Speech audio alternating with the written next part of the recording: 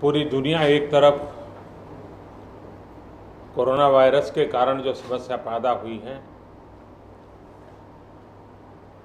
जिंदगियां बचाने के लिए दुनिया जंग लड़ रही है। ऐसी संकट की घड़ी में हिंदुस्तान की भी केंद्र सरकार हो या राज्य सरकारें हो, सभी डिपार्टमेंट और एक प्रकार से सभी नागरिक ये कोरोना वायरस की लड़ाई में पिछले 2-2.5 महीने से लगे हुए हैं। ऐसे समय साइक्लोन का इतना बड़ा संकट, और वो भी सुपर साइक्लोन, बहुत ही चिंता का विषय था। बंगाल जाते जाते वो उड़ीसा को भी कितना नुकसान कर पाएगा, ये हमेशा चिंता का विषय बना रहा। लेकिन जिस प्रकार से यहाँ पर व्यवस्थाएं इंस्टीट्यूशनलाइज हुई हैं, गांव तक नागरिकों को क्या करना है ऐसे संकट के समय, इसकी भली भांति जानकारी होने के कारण यहाँ जीवन बचाने में बहुत बड़ी सफलता मिली है।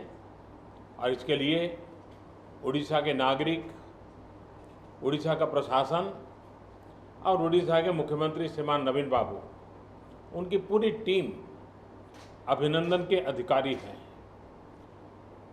लेकिन जब इतनी बड़ी प्राकृतिक आपदा आती है तब संपत्ति का नुकसान तो होता ही है।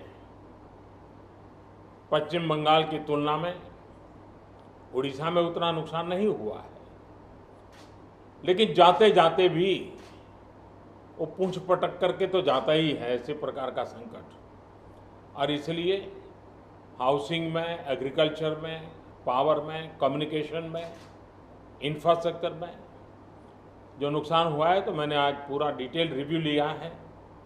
राज्य सरकार ने भी विस्तार से मेरे सामने सारी बातें रखी हैं।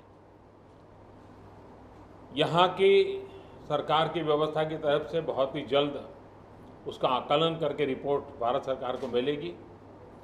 भारत सरकार की टीम भी तत्काल यहाँ पहुँचेगी और पूरी परिस्थिति का रिव्यू कर करके लंबे समय के लिए रिलीफ हो, रिस्टोर करने की बात हो, रिहेबिलिटेशन की बात हो, इन सारी चीज़ों को प्राथमिकता देते हुए काम आगे बढ़ाया जाएगा।